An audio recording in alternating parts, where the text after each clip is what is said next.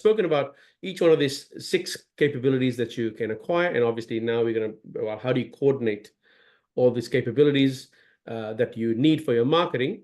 One of the things that I wanted to talk about is that obviously it's, while you may find every so often, or perhaps as the business owner or the chief marketer of the business, you may end up with all 6 capabilities at some point, at some level, but it's a bit of a lonely place if you're the only one who knows everything. And so at some point, you're going to have to either get external resources or something of that sort to help you run the business. And so you're going to hire various experts or VAs or whatever in each of these respective capabilities. And that leads us to the team aspect, or the overarching thing to manage each of the 6 capabilities. So we'll talk about that today. Right, so the skills used to scale are also required for even 10 leads per day. So what I'm referring to there is the skills required to scale to, let's say, 100,000 leads a day is actually the same as 10. It's not like the guy who's doing 10 leads a day does not need to know copy and persuasion, or the guy does not need to know traffic and analytics and the technical part of the funnels and the market segmentation type stuff that you need, and perhaps and also need to know your cash conversion cycle and the finance part of the funnel. So if you're putting it all together, whether you're doing 100,000 leads a day or you're doing 2 leads a day, the same set of skills will be required to get something live. Perhaps the focus will be a little bit different as to what capability is required at what stage of the growth, but you still need sort of pretty much the all 6. And not having one of these is going to be an Achilles heel to scaling. For example, I can probably get away with not being the best Facebook media buyer for maybe up to $1,000 a day, but it's going to hurt me if I go to $10,000 a day. So that's the point being that no matter what level you're at, you need all 6. All right. So when I started working with, or at least in my own case, when I started scaling a few of the previous businesses, I kept thinking that I'm going to need higher level skill sets, and it's not. The most of the skills you need is on the business side, like the other side, not the technical stuff, like team building and project management and meeting KPIs and having a vision for the business and all, like and a lot of the soft stuff around running a business with people in it, right? So I kept thinking somehow I'll need more capability on the technical side, and you actually don't.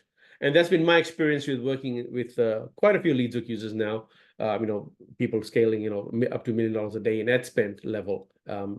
And so yeah, so it's the same skill sets, which is good news, because if you learn the skill sets, then obviously you can sky's the limit in terms of scaling. Right, so yeah, they don't have some extra magical skills beyond these 6 skills, at least from a marketing standpoint. That doesn't mean that they don't have other capabilities like tolerance for risk and perhaps great people managers and so on and so forth. That's kind of like outside the scope of what we're speaking about here today, but we'll touch that on how to build a team, especially related to the marketing side of things. Right, so here's what they do have.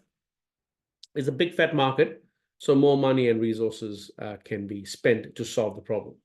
Right, so that's a kind of like a precondition to scaling big. You need a big market, but the specific set of skills are pretty much the same, even if you're generating a handful of leads or millions of leads. So the game plan usually is you use a small market to hone the skills, and then you de-risk by going into sort of big markets. So what I mean by that is do you have a question here? Okay, cool. No. All right. So what I mean by that is you, let's say, for example, in the case of Joss, right? They're doing pretty well in the Aussie markets. So like, oh, let's go to the UK now. Or perhaps you're doing an info product kind of a space, or you're doing affiliate marketing type thing, and you're like, what? Okay, cool. I've learned enough using affiliate marketing. I want to level up and do, for example, personal injury leads or debt leads or solo leads or whatever, which are obviously much bigger markets to play in. So using a smaller market is a way to quickly learn the 6 capabilities, and then you say, all right, cool. Now that I've learned all this, let me go and apply my toolkit of tricks and skills into a slightly bigger market where the returns would be much bigger. All right, so you move to a big market to exploit one, which is after you've learned the skills. Right, so the caveat is the strategy is quite simple, but not necessarily easy, right? And it's not rocket science. So the important lesson was that the different skills and capabilities required have very little overlap. And that's what makes it really, really difficult. So just because you're a great copywriter does not give you the skills of a media buyer.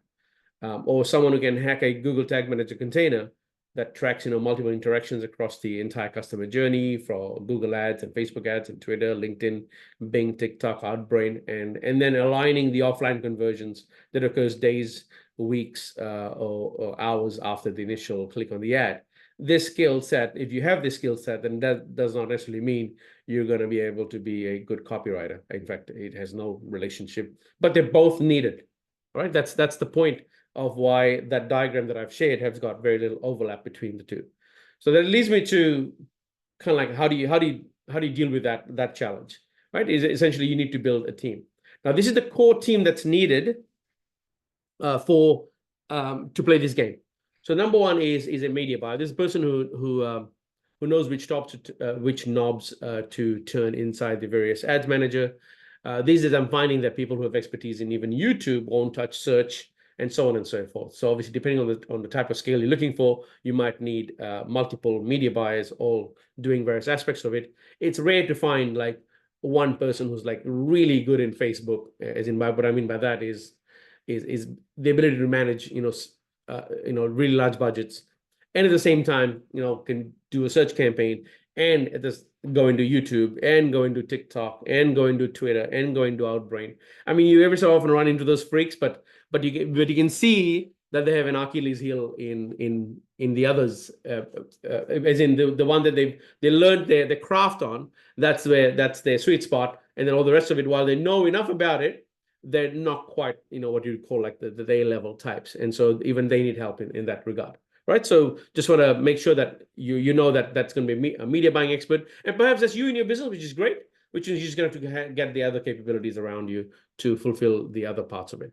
So your persuasion copy type person, this is a person that sets the perhaps it's the market research about the customer, and all the way to the creatives, the ad copy that they're going to create, the funnel copy, the flow, the lead hook type decision tree creation, perhaps the follow-up email sequences, and so on and so forth, right? So that's your copy / persuasion person.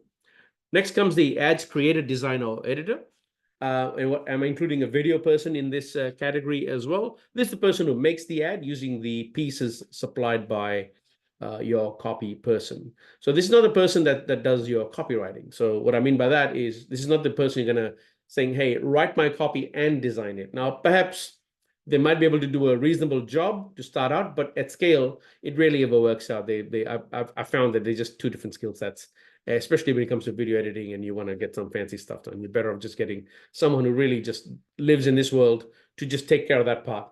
So the copy person will provide the funnel. It'll say, well, this is what my ad copy looks like. This is what my landing page should look like, or this is what the landing page copy is.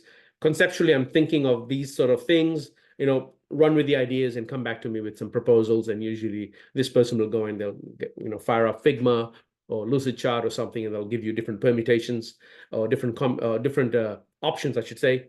And then you can pick and choose which one you want to go live with or go with both and split test and all that sort of stuff. So this person sort of builds the, brings the color and the texture to the words. They make the words come to life.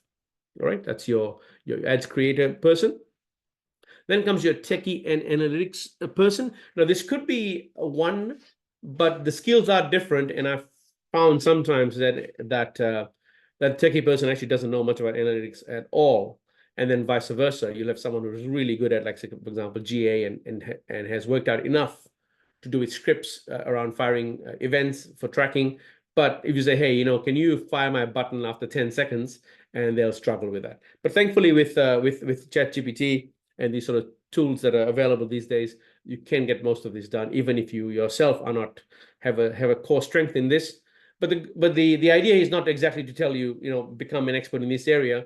if you really are needed in other areas of the business, then there's an opportunity cost, right? So, for example, let's say if you're starting a funnel out and you really need to focus on media buying and your copy and stuff, then now if you're also spending, half a day doing the techie stuff, then the 4 hours you just spent being the techie and the analytics expert in the business means that your copy and your ads design and your media buying and so on and so forth would have suffered. So just make sure that it's not without its cost if you're suboptimal in how you're applying yourself.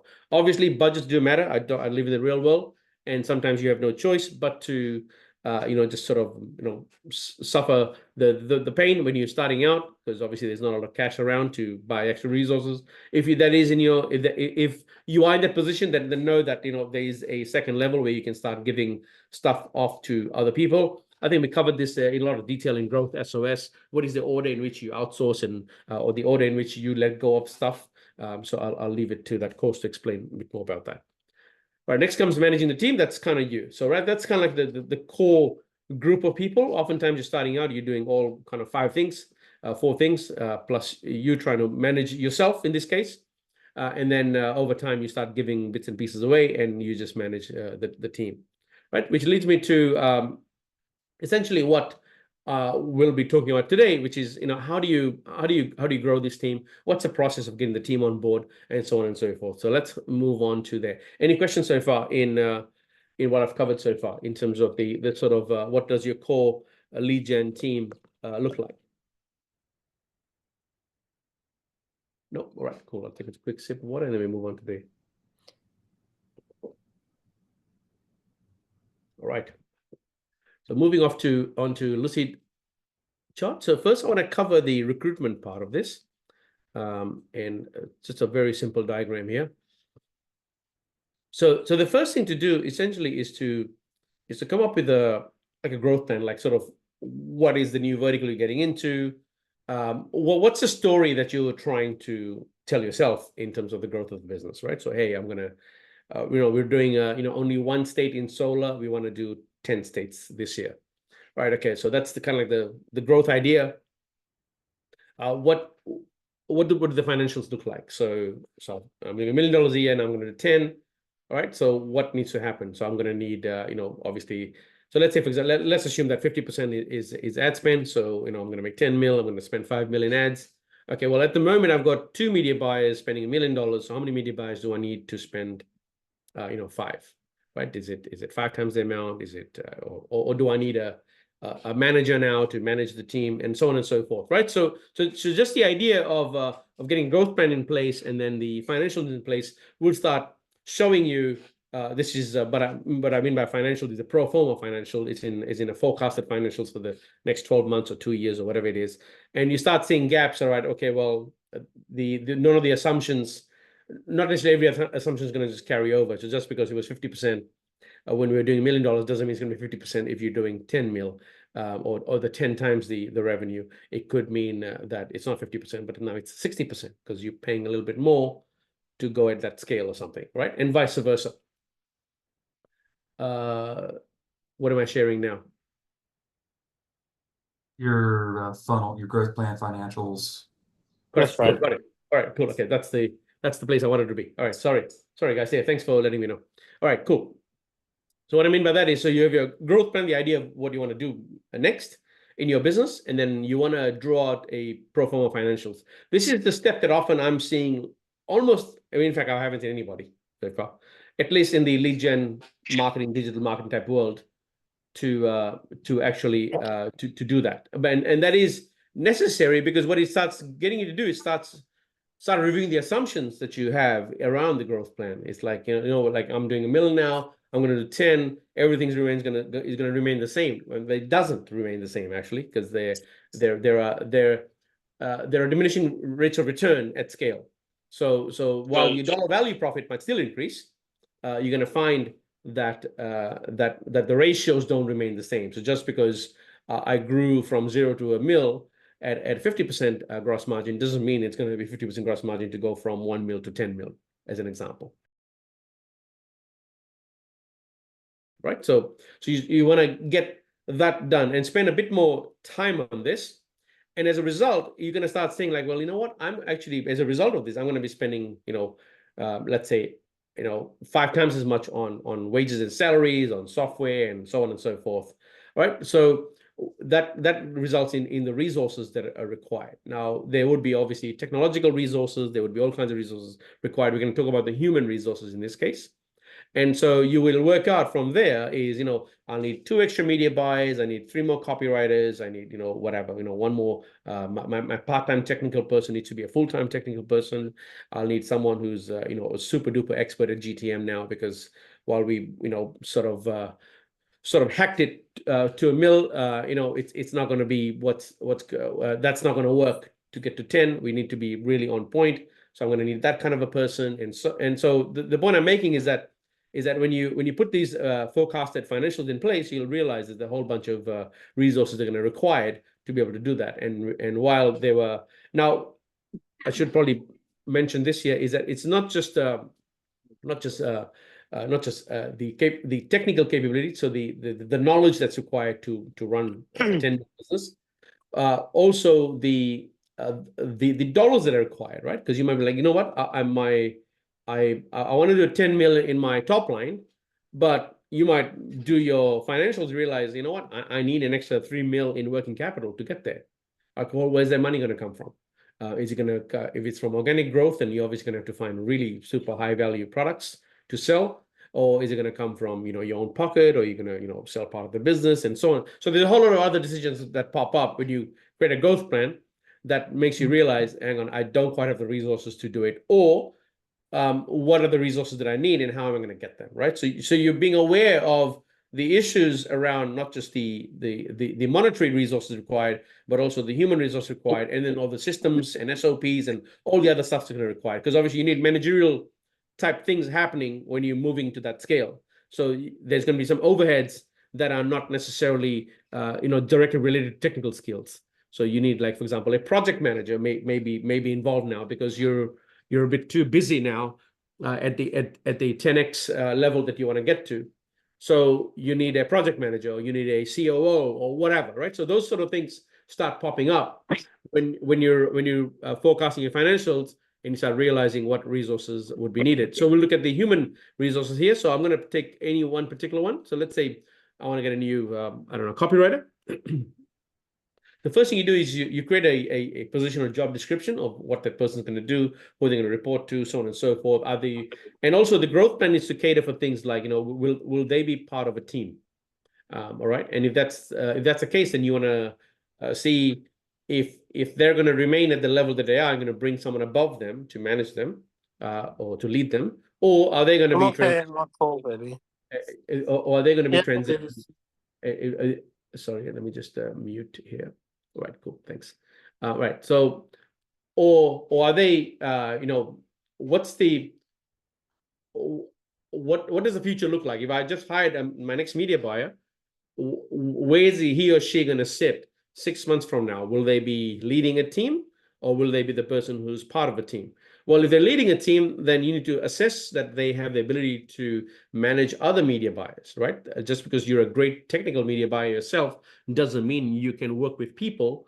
And so you don't want to get yourself a lunatic who doesn't know how to manage people, because then you'll destroy the team, right? So, and similarly, so that is to be taken care of now if that's what the plan is.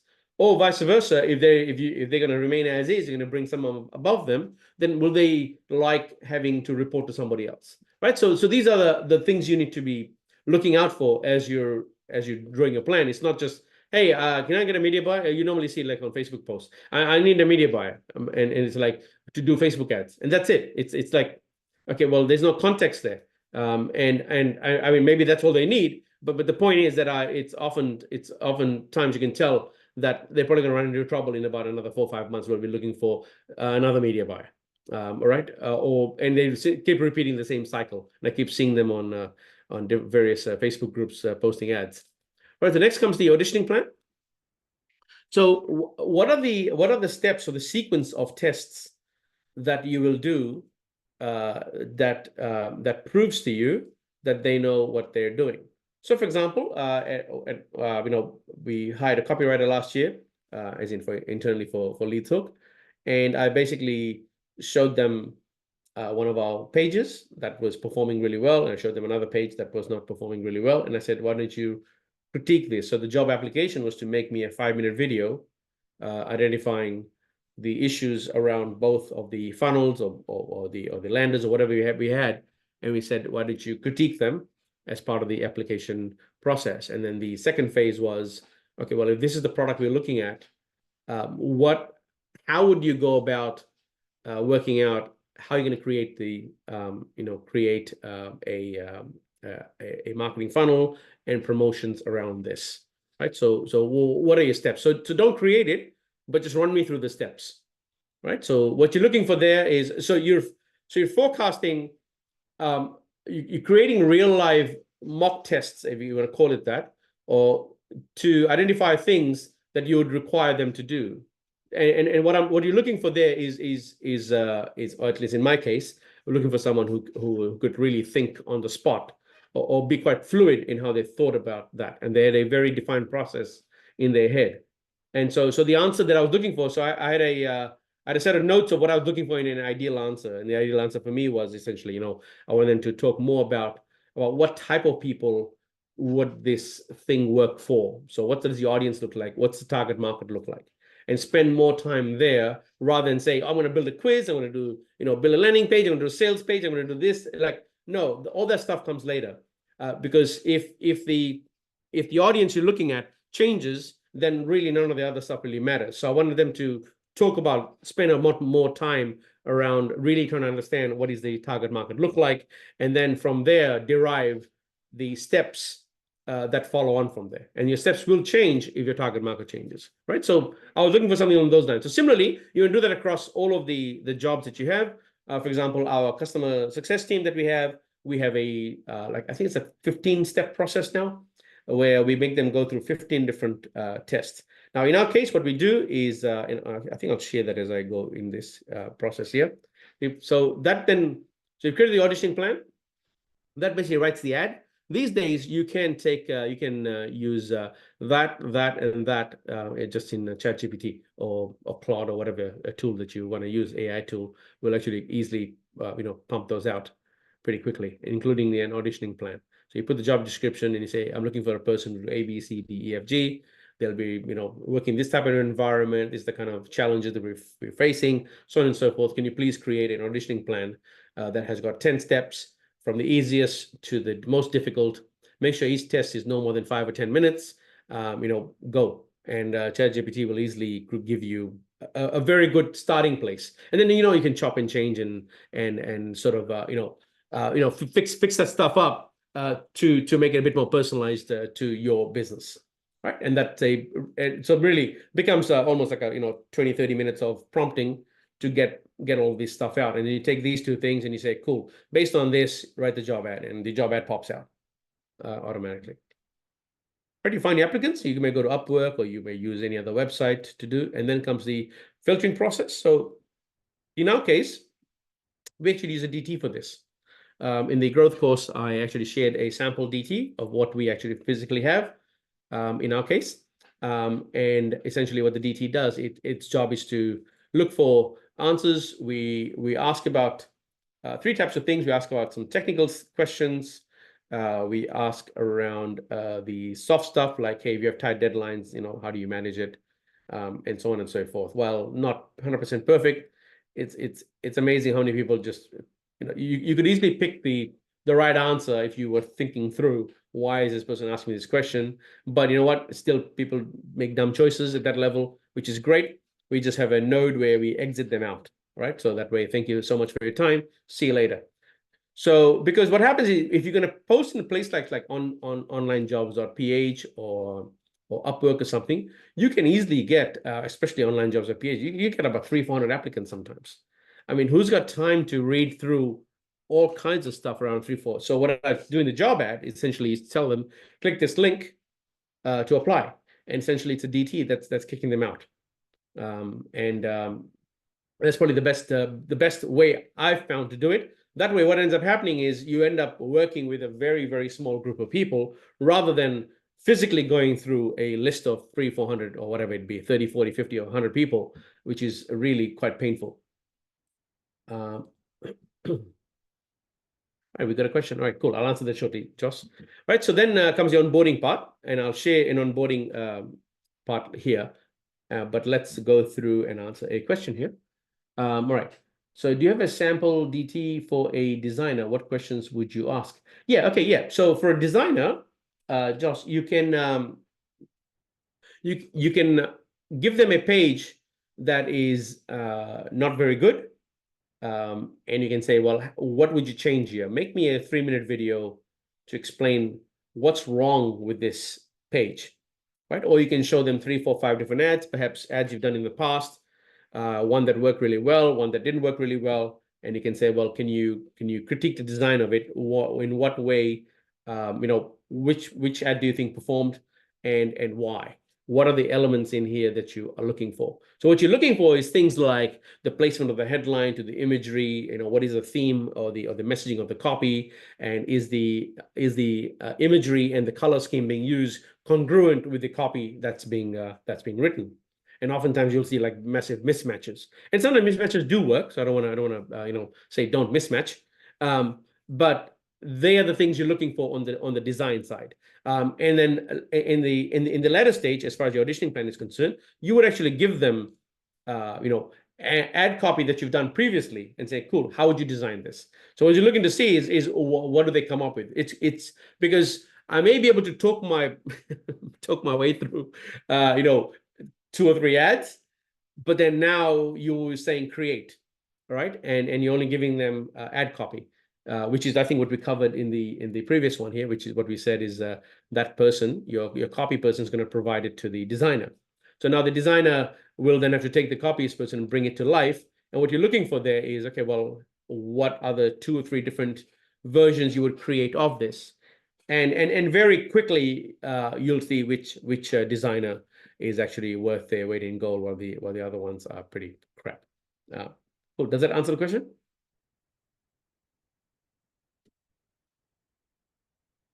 Yeah, that does, Nick. Thanks. Okay, yeah, no worries. Thank you. Right. So now comes the onboarding part. This is quite important before you, and a lot of times people skip it. And the reason why you should not skip it is, firstly, it shows them a bit about what are your expectations around how they're going to work with you. So, for example, I know of teams where, and this is a mistake we've made in the past, where we've hired a developer who's come from a very large team, right? So they have this pedigree of, worked at Microsoft or whatever, one of those really big type enterprises. And what you realize is that a developer from the environment actually really does a very narrowly defined task. So they just code. They don't talk to the customer. They don't look at how the feature is going to be spec'd. They don't look at the UI or the UX. They don't look at anything. They just do the one thing. And so that kind of a person, when he joins a young startup like what we are, or a young team where you're required to do a little bit of everything, they fail because they're so used to just getting told, all right, so you're going to write code around A, B, C, D, and they get all the artifacts around it, where they can just just code that part rather than working out, well, what exactly are we trying to do here, which is sort of what's required in a smaller environment like what we have. Though we do define quite a bit, it does require a different type of person. So you want to ensure that. The other thing to look out for is there are some teams where the boss is really like a parent, and they like to mother their teams. And that's great. If that's your style of managing, then that's great. But you want to look for people who want to be mothered. I don't like to mother anybody. And so we're more of a sink or swim environment. We give you guidelines, but we're not going to hold your hand. And I don't want people who want their hand to be held, because there's plenty of people out there who want to be given an objective and then back off. Leave me alone. Let me do my job. So we tend to hire more of those kind of people. And that works fine with me, because that's how I work. I like to look at a problem and then like everybody back off. Let me work out how to solve it, right? And so I look for people who are very much like that. And what that does, it means that that the performance of the team is somewhat different, obviously, where I won't be checking in with my team every 2 days or every day. I don't want to do that. I don't like doing that anyway. So we have an overall objective. Let's everybody, let's meet irregularly rather than regularly, right? That's the way I want to operate. So I look for people who are very comfortable in that kind of an environment, who can just take a problem and run with it, right? And so yeah. Now that doesn't mean that I'm not approachable or there to resolve something that's out of hand, or they have some options they want to discuss. That's not what this is about. This is not where I'm going to tell you what to do every day. Hey, what are you working on today? Okay, I want you to do A, B, C, D. No, that's not how that works, right? Right. So I make sure that is made very apparent during the onboarding process. Otherwise, you're going to be hiring the wrong type of person. And that doesn't mean that you're. It just means that they're a good fit for probably some other team, not your team. And so just want to make sure that you're not making the mistake. So normally you want to have an interview process right here before you get to obviously signing contracts and onboarding. Probably missed that in this diagram here. So there's probably like and the interview is going to be more about that. It's about setting expectations about what is this going to be about. Right. So let's look at that now. Right, so this is the process we follow inside LeadZook, so that you know that I'm not just making this stuff up. Right, okay. So once the applicant is selected, you confirm the pay rate or whatever, and then or this fixed price or whatever it is, if it's Upwork or internally we use an app called Hubstaff. So we've got people who work. Who are not working through a third-party platform like Upwork or Freelancer or one of those sort of sites. They work directly with us. Obviously, we need a place for them to track their hours or whatever it be, if they're hourly. Then we give them access to Hubstaff. We pay for that. They download a little app. Works just like the Upwork one, which is why we did that. Is because they're quite comfortable, because a lot of them have come from a freelancing type background, and so they're quite comfortable turning the clock on and off to accumulate their hours with us, right? And that's essentially what it is. We do use Verif, which is a third-party verification platform. It verifies their local passport or their details. And I'll often we actually do. I think we do include this in our decision tree, which we use in the recruitment process. So this DT that we have here, this find applicants and filter applicants part, that DT that we use. Decision tree does have a question on, are you willing to be verified? And the reason for that is because we've found over time that there are people out there who kind of like bullshit you, and they're not the person who's doing the job. So then they're like try to subcontract it all out, all that kind of stuff. So we make sure that this does stop that process, because they obviously don't want to verify themselves. All right. And then we come down here, we said we need the following information, spelling mistake there.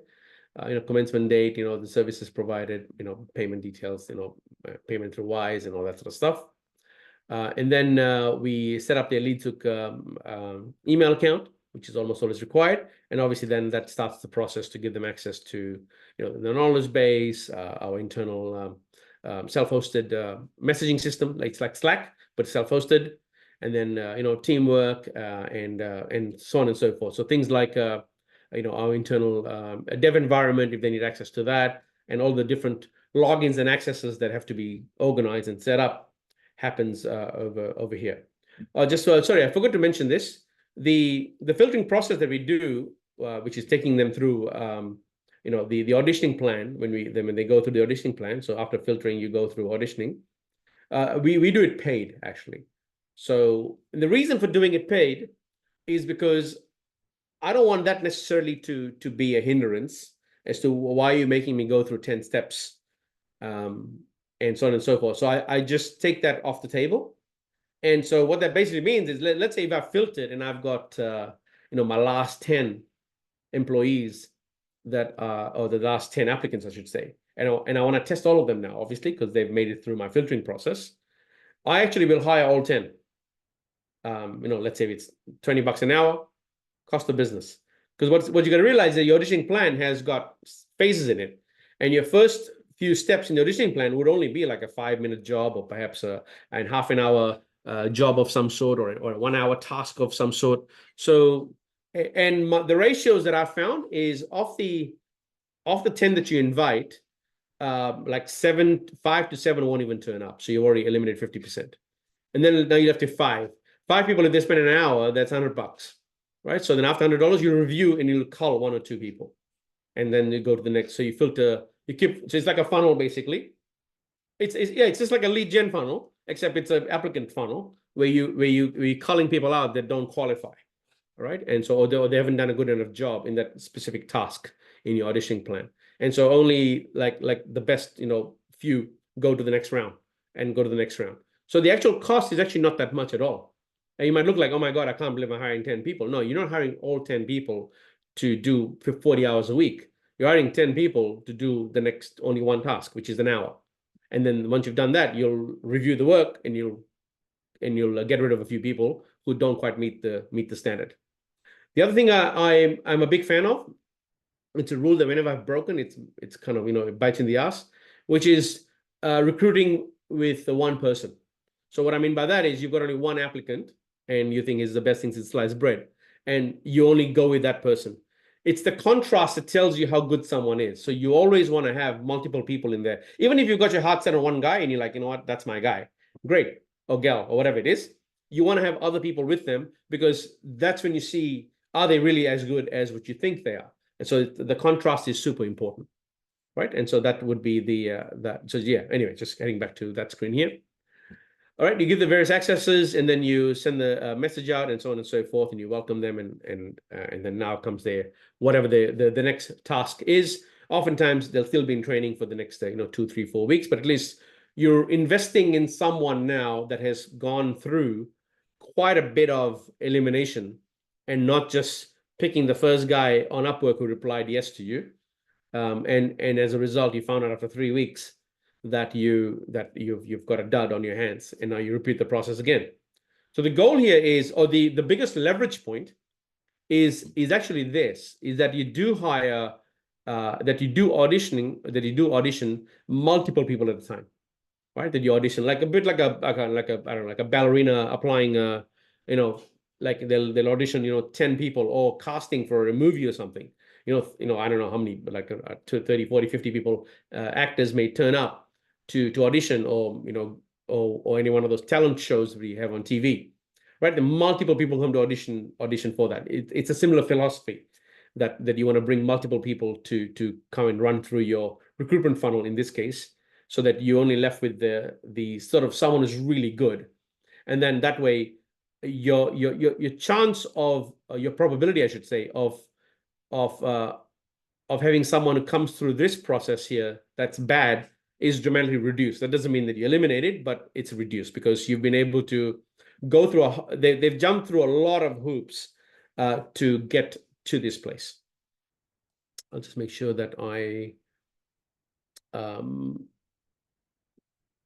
yeah, okay, cool. So NDA and contract, we do sign requests, verif, the team hours, the invoices, they generate the invoices inside the platform itself. All right, and we give them the template of how to give us an invoice, the payment options, where do they want the money to be deposited, and then we have the onboarding template, and jump on the first call, and I will share specifically what we do during the onboarding. So this is what this Lucy chart is about. So intro to you, intro to the business, we're selling leads, whatever it is. You can draw a diagram about what the business does, a handful of video of expectations, and any auxiliary training that they might need at this point here. Then we have a weekly catch-up for the first couple of weeks, which is, once again, it's about them, how you're progressing, any issues you're running into. Because what you're going to find is that there are some people who are just shy. So it's not like they're not running into issues, but unless you prompt them, they won't. So sometimes those few weeks that we have is all around telling them, listen, you're going to have to reach out to me. There's trouble here, okay? Because I'm not always going to chase you about how you're doing. So you're starting to train them, and sometimes it's cultural. Like there are some cultures that are just have a very much a subservient type behavior, where the boss is always right, and you do what he tells you and all that kind of stuff. So sometimes you have to sort of retrain that aspect about them, and this is what that process is about, right? And then you performance review. We do 1 month, 3 months, monthly, quarterly, just to make sure that they're on track. It also gives them a good opportunity to get back to you about in what way are you not serving them, right? So do you need more training, so on and so forth. We set any KPIs that are required. You can be quite formal if you wanted to, which is so many articles per week, management of the blog network, so on and so forth, so many ads, so many whatever, right? So you decide if you want to be KPI level. We normally use some KPIs. We not necessarily managing them, but we do track things across every part of the business. All right. Then comes the knowledge base type stuff, your SOP type stuff, video, transcribe, ChatGPT, create SOP, save it somewhere. So this is the bit about where we teach them. If you find something that you're doing that is not documented, what do you do about it? And then the team chat where we have ask us questions and the different access to the various platforms and systems that are out there. Now, I will share this access management. So there's quite a few apps out there that require, that where if you were to go to a team plan, it like the price like jumps like 10x or something, right? So unlike LeadZook where we have unlimited users, there are platforms like, one user $10 a month, you want a team, all of a sudden like $50 a month. And then each user is like, another $20, $30. And you're like, hang on, I just want like someone else to access the damn thing every 6 months. And all of a sudden you're not going to pay for the team access. So what do we do there is we use a business password manager called Bitwarden. It's got a Teams feature in it. And we have a mobile phone, which is a Spay mobile phone. In my case, it's this one here. It's a simple ad. It's got to be an Android. And you get an app called My SMS. And what basically does is your 2FA runs through My SMS. So we have a common email, like teamaccess@domain.com. And you also send a message to, in my case, Mattermost or Slack channel. So whenever you get the 2FA, it actually will SMS you on this phone. And then that SMS is then redirected to the email and also posted into Slack. So that way you can use a $10 per year app to manage lots of team members. Now, you will not do this for things like managing your Facebook ads, obviously, but those auxiliary type apps that, like, for example, Canva or something. Like, I couldn't care less if someone, who accesses Canva. So it's not mission critical. And in that case, and plus it's for internal use only. And that's how we go about doing multi-users without necessarily getting team access. All right, I hope. So that kind of completes the team part of all this. Any questions on this? And we can move to other Q&A if you want. Yep, good stuff. Hope that helped at least on the team aspect.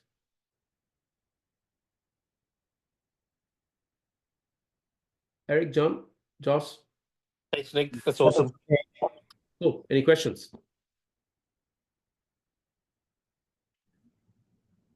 Nothing right now. Cool. All right. Any questions on anything else beyond recruitment? Let's open it up to other things then.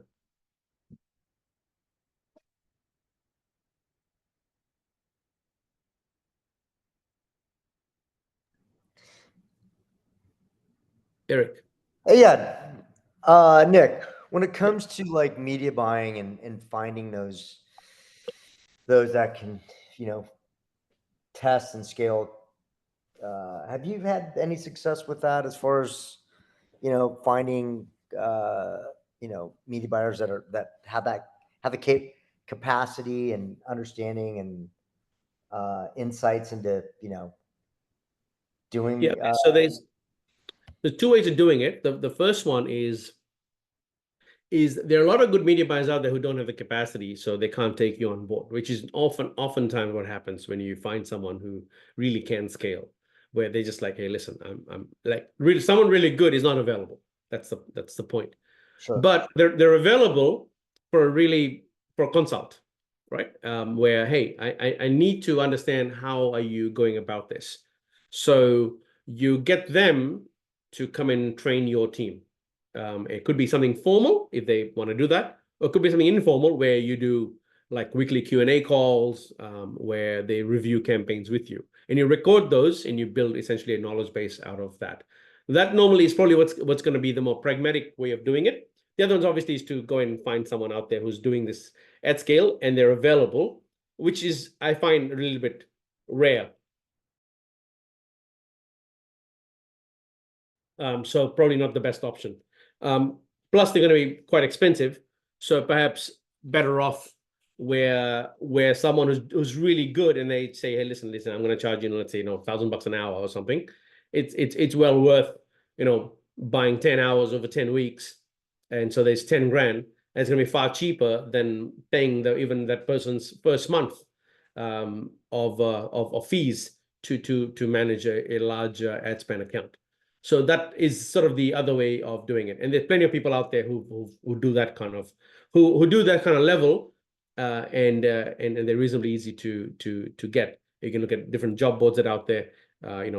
So yeah, if you want more help, it's a way to post the ads or whatever, just let me know. I can give you a couple of pointers as to where you can place those ads. But that would be probably the more scalable way of doing it if that skill set is not available internally, which I'm guessing is what you're asking, saying, hey, listen, you know what, we want to scale big, but we don't quite have a media buying team internally that allows us to do that. How can I do that? Yeah, probably the best way to do it is to get someone who's actually doing it, and then just paying them to Q&A your calls with you. And I've been in a team. So I was helping these guys fix conversions, and they had a media buying problem, and that's how we solved it. So this is, I said, listen, you know what? You're talking about the nitty gritty of Facebook ads.